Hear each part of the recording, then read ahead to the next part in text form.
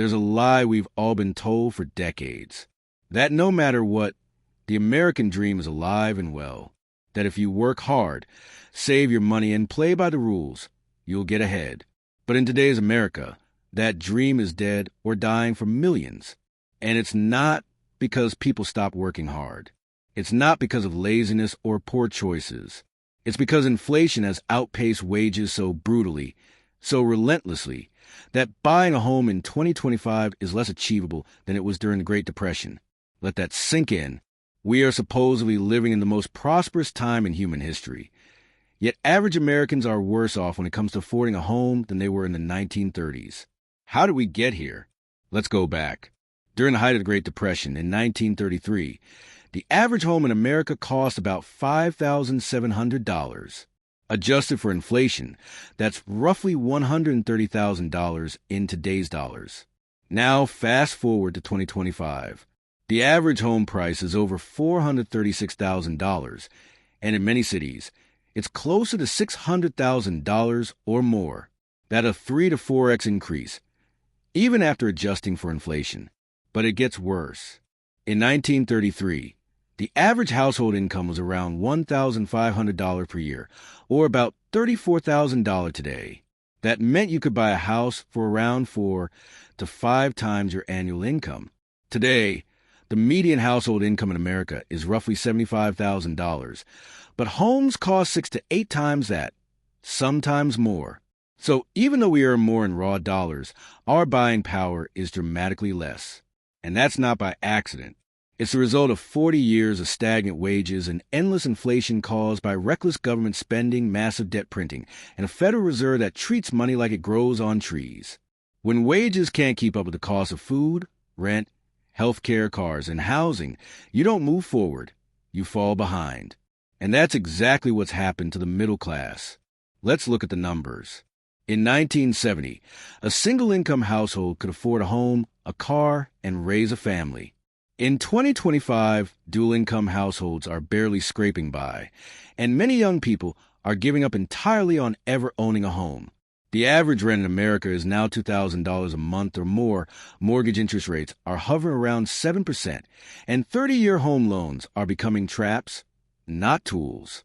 Meanwhile, credit card debt just hit $1.3 trillion. Savings accounts are shrinking, and inflation has turned everyday essentials into luxury items. So what's the government's answer? They tell us inflation is cooling. They brag about a soft landing. But the truth is, the damage is already done. And here's the scariest part. In the 1930s, at least there was hope. Prices were low. Wages were low, too. But so was the cost of living. Families who stuck it out could still buy land, still build homes, still dream. Today we have higher incomes, but fewer options. We have tech, convenience, and streaming apps, but we can't afford a backyard or starter home. We have modern comforts, but no future. This is what happens when inflation is treated like a political tool instead of a national emergency. This is what happens when Wall Street gets bailed out and Main Street gets priced out. This is what happens when our leaders print trillions, hand it to special interests, and tell the rest of us to budget better. Let's be clear. Inflation is not just about rising prices. It's about falling value. It's about a dollar that buys less, a paycheck that stretches thinner, and a dream that drifts further out of reach. So what's the solution? Audit the Fed. Transparency matters. We need to understand who benefits from inflation and who pays the price. Cut reckless government spending. Every trillion printed adds fuel to the fire. We need fiscal responsibility, not blank checks. Encourage real wage growth. Tax cuts, deregulation, and pro-worker policies must return. The middle class needs oxygen. Support homeownership, not corporate landlords. BlackRock, hedge funds, and foreign buyers are scooping up homes that families should be living in. It's time to put people before profits. Teach financial literacy.